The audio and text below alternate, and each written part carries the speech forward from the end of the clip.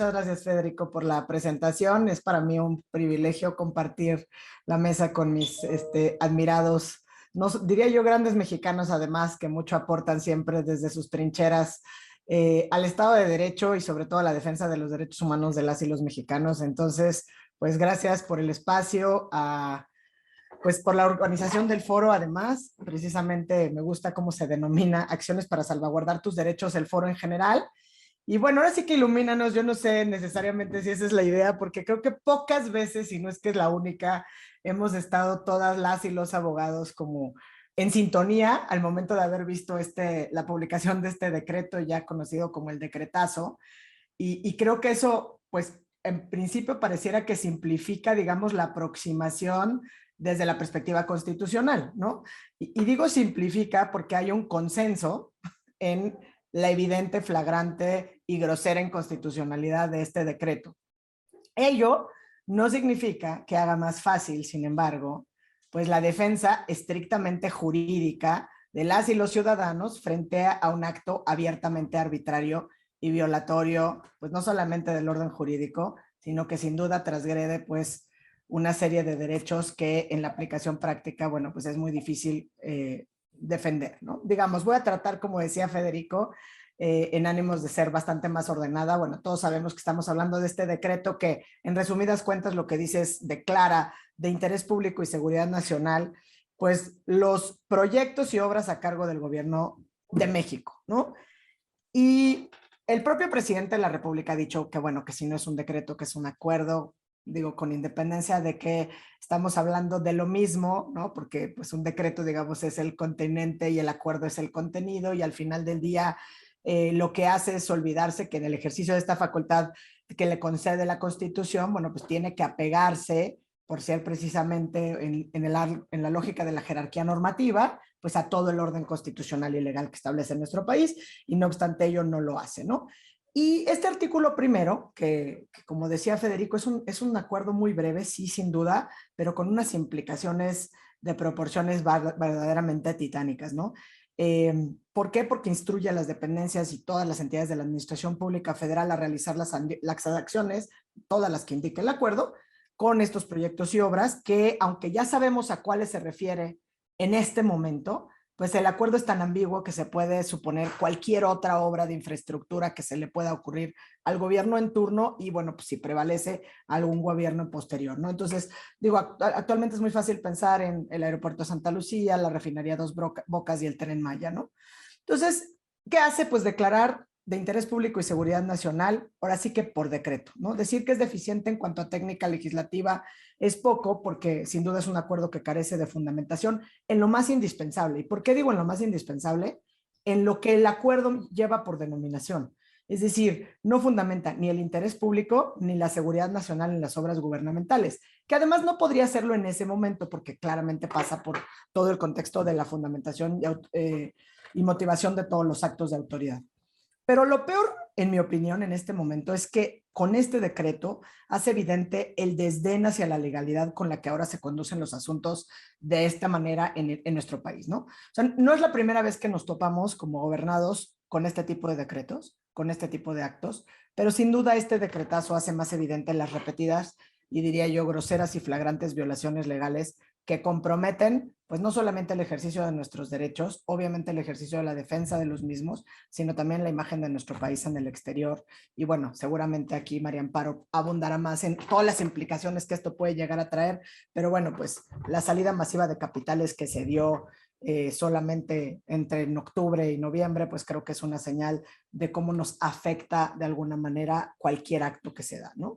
Y esto pues obviamente afecta además el proceso de recuperación de la crisis, de la crisis que vivimos, y anulan, que esto es lo que vale la pena destacar jurídicamente, porque además es precisamente el lema de campaña de este gobierno, anulan la posibilidad de combatir la corrupción, ¿no? Es decir, mientras más opacidad haya, menos rendición de cuentas, menos posibilidades de combatir la corrupción existe. Entonces, estas implicaciones inmediatas del decreto, yo las veo directamente en lo más obvio en términos de transparencia y rendición de cuentas.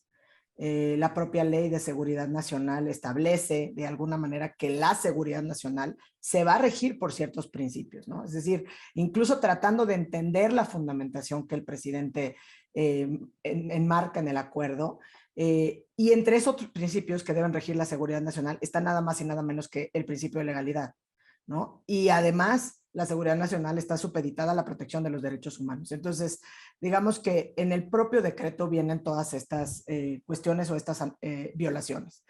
El presidente dijo que era un acuerdo para agilizar trámites, ¿no? Y lo entrecomillo porque es como decir muy fácil, bueno, vamos a agilizar trámites para que se le pueda además dar confianza a las autoridades y a las empresas para que los trámites sean más expeditos, ¿no? En la mesa de inauguración se abordaron estos temas, sobre todo en la diferencia de lo que puede ser un ciudadano de a pie versus cuando se trata de una obra de infraestructura. Pero la verdad es que me parece muy alarmante que haya declarado que nada tiene que ver con la transparencia, ¿no? Porque no hay nada más alejado de la realidad.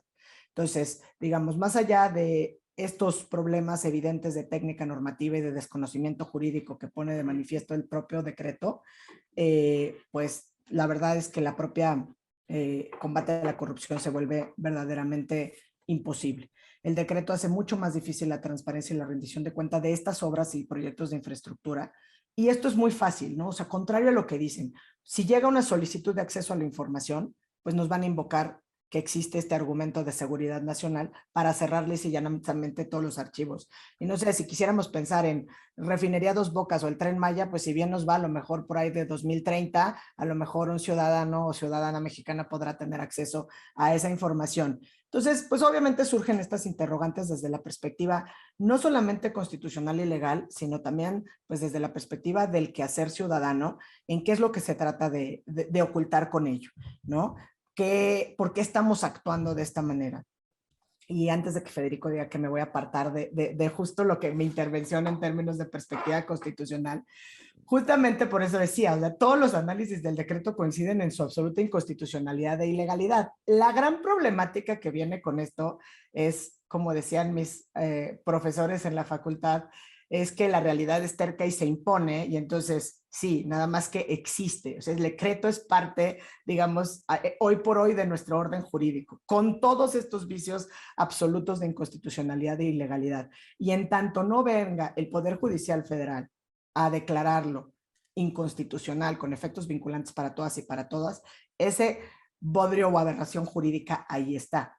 Entonces, sí hay invasión de esferas competenciales, como puede ser, no nada más con lo evidente, que además así ya lo manifestó el Instituto Nacional de Acceso a la Información, el INAI, incluso diciendo que iba a hacer valer las acciones legales que tiene a su disposición, y que ahorita abordaré unos minutos en eso, sino también, por ejemplo, los propios secretarios de Estado que suscribieron el acuerdo, pues la verdad es que es un poco vergonzoso saber que estás en esta posición de que no te puedas oponer al presidente a sabiendas de que, por ejemplo, el secretario del Medio Ambiente o la Secretaría de Economía, es más, la Secretaría de Economía tiene a su cargo nada más y nada menos que la Comisión Federal de Mejora Regulatoria, ¿no? Y la Comisión Federal de Mejora Regulatoria, pues justamente que tiene a su cargo analizar el impacto regulatorio de todas las iniciativas gubernamentales, pues ahora no sé de qué sirve, porque pues básicamente aquí hay un plazo, una afirmativa que en 5 días pues pueden hacer lo que quieran, ¿no?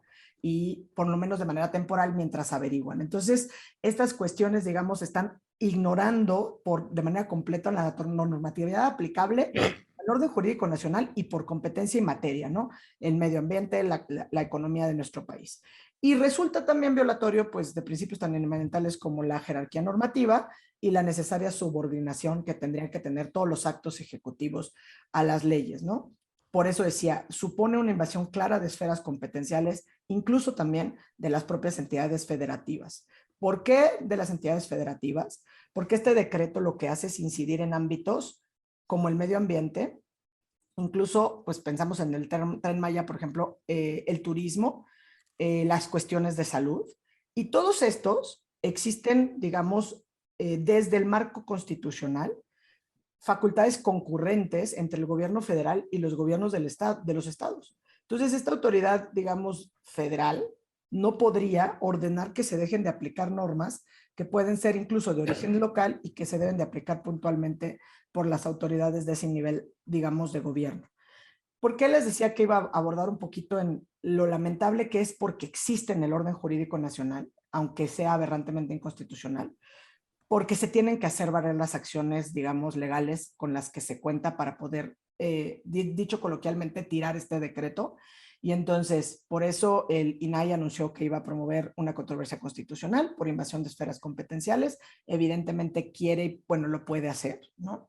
Y entonces, pues ya estará, una vez que se presente esta controversia constitucional, la Suprema Corte de Justicia de la Nación tendrá que pronunciarse y esperaríamos que se pronuncie, bueno, pues obviamente por declarar inconstitucional este decreto.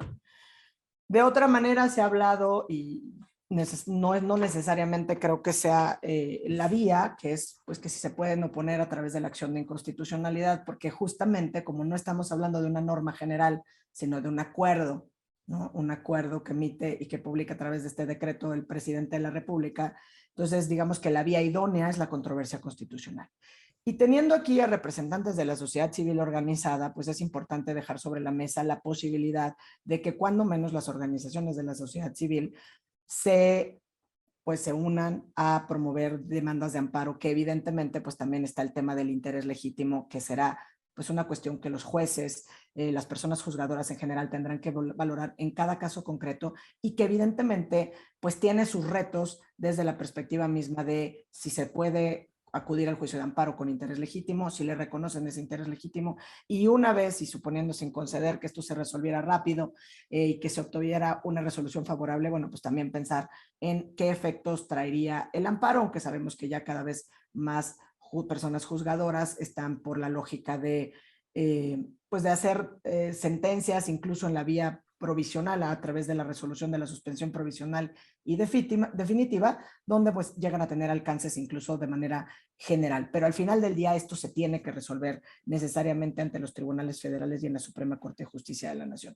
Dos mensajes sumamente graves, incluso para poder impugnar este decreto son el haberle puesto supuestamente de fundamento seguridad nacional y orden público o interés nacional, lo que traen, y además ahí sí ni siquiera oculta el presidente la intención, ¿no? Interés público y seguridad nacional, es evitar que las y los ciudadanos hagamos valer y hagamos uso del juicio de amparo que tenemos a nuestra disposición, ¿no? Como si fuera un capricho, como si fuera una cuestión que surge con la 4T, cuando que es, bueno, pues justamente motivo de orgullo. Aquellos que estudiamos derecho sabemos que estudiamos el amparo como motivo de orgullo de creación de México para el mundo desde la Constitución yucateca, pero justamente porque lo que pretenden hacer es mandar un mensaje, me parece un mensaje muy hostil a las personas juzgadoras, porque si de entrada aluden al interés público y a la seguridad nacional, pues obviamente lo que pretenden es hacer que existan pocas motivaciones para conceder la suspensión provisional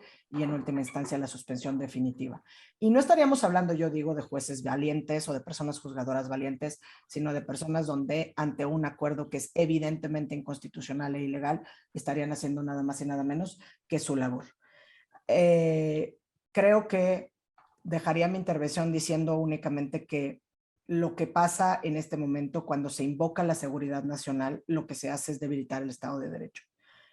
Con este decreto nuestro presidente pasa por encima de todo el orden jurídico y en una democracia el ejercicio del poder debe ser de conformidad con la ley y no conforme a los designios personales de quien detenta el poder en determinado momento y que ignore o pretendan ignorar el orden jurídico que se debe observar. Aquí parece que lo que estamos ignorando es lo mucho que habíamos avanzado en nuestro país, por lo menos en ciertos aspectos, pero sobre todo que los grandes reclamos de nuestro país venían justamente por la falta de transparencia, la falta de rendición de cuentas y esta exigencia de tener muchos menos secretos oficiales y que podamos lograr apegarnos a los estándares internacionales. Y hasta ahí lo dejaría ahorita si quieres, Fede.